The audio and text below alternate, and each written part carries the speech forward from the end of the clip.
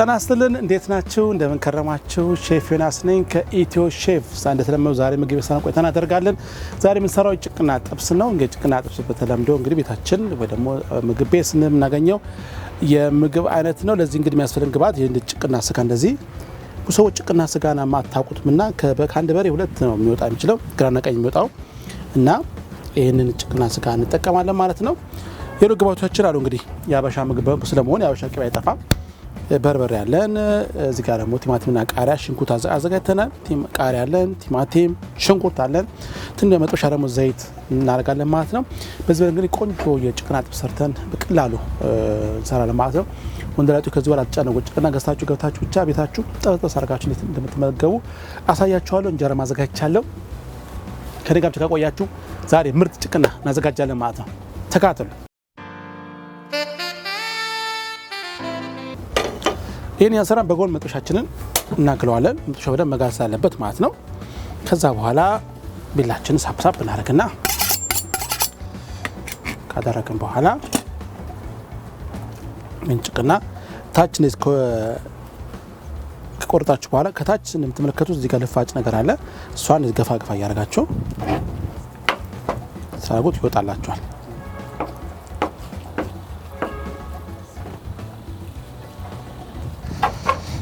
ለልፋጩ ነው ይወጣል ከወጣ በኋላ ጭቅና በጣም ተሳስጋ ነው ለስቴክ ለኮትሌት ለጥብስ የሚመከር ስጋ አይነት ነው ለአፍ እንዳይከብድ ከፍ ከፍ ሳይል በጣም ሳይንስ በቀጥታ እንከትፈዋለን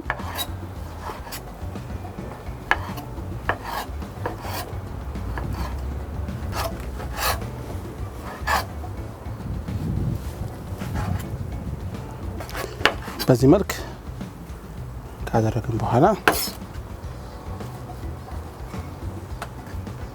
ምንጊዜም ስጋ ስንጠብስ እንጠብስበት መጥበሻና ስጋው መጠናቸው የመጥበሻው መጠን ከፍ ማለት አለበት ምንጠብስበት ሰዓት ደግሞ የሆነ ወጥ የሆነ ኮንስታንት የሆነ ሰዓት መሆን አለበት ከፍ ዝቅ የሚል ከሆነ ጥብሱን ውበቱን በጣም ይቀንስብናል ውሃ እንዲያወጣ ያስገድዳል ማለት ነው ኢቭን እንኳን መረቅ የሚያስፈልገው ወይ መረቅ ያለው ጥብስ ከፈለጋችሁ ስጋውን ካወጣችሁ በኋላ ዛሬ ትንሽ መረቅ ወይ ውሃ ጠብ አድርጎ አጣፍጦ እንደገና ስጋው መጨመር እንጂ እላው በምታደርጉበት ሰዓት ስጋው እንዲጠነክር ይሆንባችኋል ስለዚህ በዚህ መልክ እናዘጋጃለን ትንሽ ጨምርበት ከፍለፍቴ ብዙ እንግዶች አሉኝ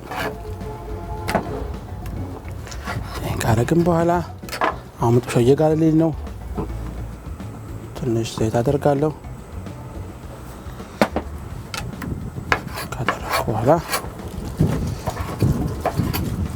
ነገራችን ላይ ዛሬ የምንገኘው በአትላስ ሪዞርት ነው የምንገኘው አትላስ ሪዞርት እንግዲህ በጣም ደስ የሚል መናፋሻ በቃ የገላን ምርት የገላን ሳምባ ይባላል በጣም ለምላም በጣም ደስ ይላል አብዛኛው ቅዝቃዜ አየር ከዚህ ግቢ ነው ወደ ገላን ከተማ የሚወጣው በዛ ልክ ደግሞ መዝናኛ ቦታ በጣም ያምራል መዋኛ ቦታ አላቸው ህፃናት መጫወቻ አለው ለግል ለበጋራም ጮት በቦታ አለው በጣም ደስ የሚል ቦታ ነው ዝም ብላችሁ ግቢውን ጓራሱ ወካጋችሁ ተወዱ መንፈሳዊ በጣም ያድሳችሁ የተለየ ቦታና ከዚህ ከተማ ላይ በጣም የሚገርም በጣም ብዙ አጽዋት እና አትክልቶች የተጠበቁበትና የሚያምር ቦታ ነው በታች መጣችሁ እንድትዝናኑ እንጋብዛችኋለን እኛም ይቀርጣት ለተባበሩ በጣም እናመሰግናችኋለን እሺ እንግዲህ ጭቅናችንን ጨርሰው ለነገርኳችሁ ለልፋጩን ያወጣችሁ በዚህ የተከተፈ ሁለት ጊዜም ጠብሰው አንድ ጊዜ ተጠበንጠሱበት ሰዓት ያው እንደነገርኳችሁ መጥበሻውን ላይ ውሃ እንዲያወጣ ያስገድዳችኋል ጭቅና ስጋ ደግሞ ለስላሳ ስለሆነ በጣም ለዚህ ጥብስ ስራ ይመቸኛል እኔ ያደረኩኝ ነው በተጓዳኝ ደግሞ ለመጀመሪያ ዙር መጥበሻ የሚሆነኝን ሽንኩርት አዘጋጃለሁ በዚህ መልክ ሽርምር የሚባለውን አካተፍ መከተፈው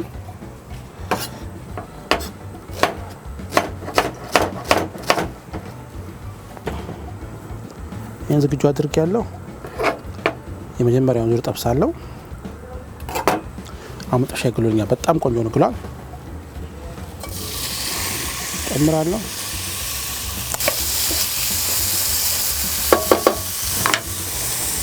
ቀጣይ ደግሞ የቀረውን ስጋ ጨርሳለሁ።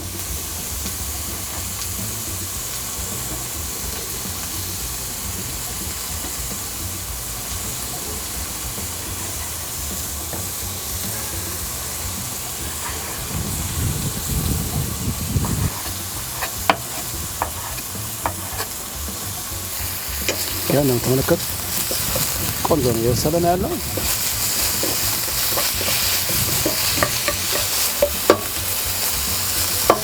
አሁን በኋላ ታች እናደርጋለን።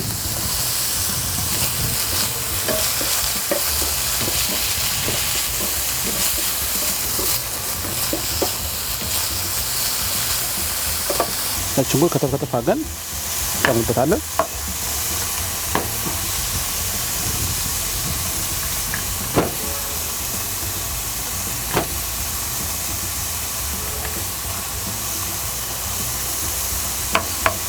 በቢላው ጫንጫ አላችሁ በኋላ ከተፈታችሁ በጣም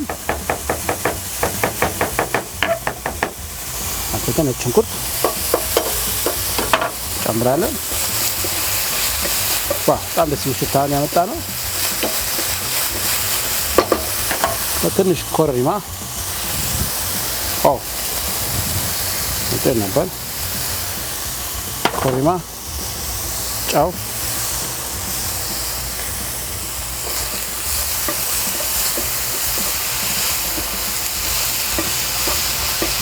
ቁንዶ ባጨመሩም ችግር የለም። ቁንዶ በዚህ ጋር በበሬ ስለምትጨምሩ ቁንዶ ባጨመሩም ችግር የለውም። ማስከተል እንግዲህ የምጨምራ ግብአቶች የከተፍ አዘጋጃለሁ። እዚህ ጋር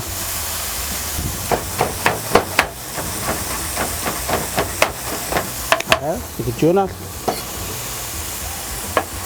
ቲማቲም ፍሬውን አውጣውና ፍሬ ያስፈልገንም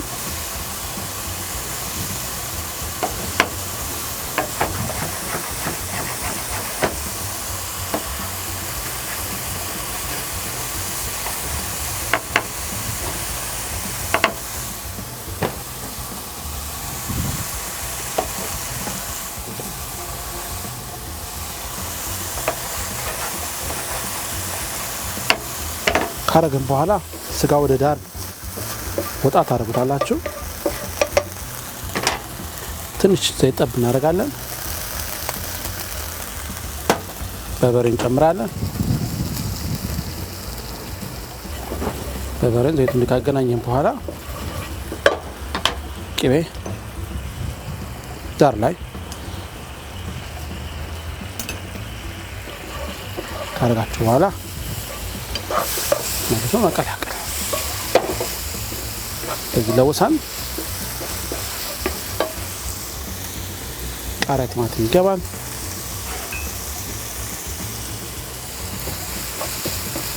ካረግን በኋላ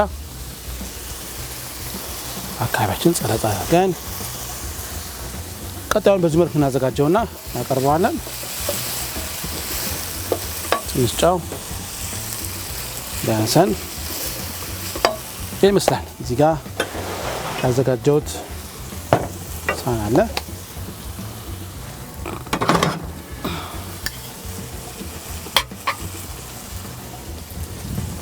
እንጀራ እዚህ ጋር አደርጋለሁ። እንደ ፍላጎታችሁ እናንተ እንግዲህ በዳቦ መብላት ይቻላል። ያው የባህላዊ ምግባችን ስለሆነ እንጀራ በጣም ተመራጭ ነው የሚሆነው። ካደረጋችሁ በኋላ ታውተን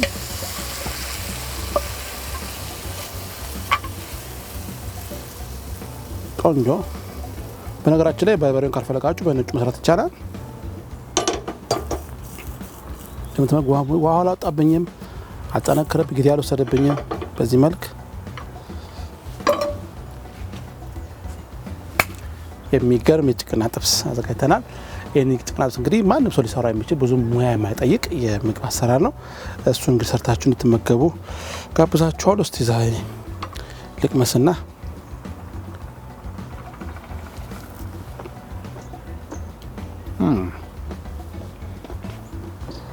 በነገራችን ላይ ትክክለኛ ጭቅና ስትጠቀሙ ምንም ያህል ሰዓት ሳለ ቢቆይ የመጠንከር ባህሪ አይኖርምና በጣም የሚጣፍጥ ቆንጆ ጥብስ ነው።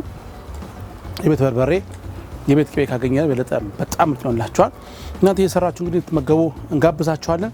ዛሬ በአትላስ ሪዞርት የነበረን የጭቅና ጥብስ አሰራር ይሄን ምስል ነበረ። እናንተ ሰርታችሁ ልትመገቡ የጋበዝኳችሁ ሰናበታችኋለሁ። ሼፍ ዮናስ ነበርኩ ከኢትዮ ሼፍ። ቻው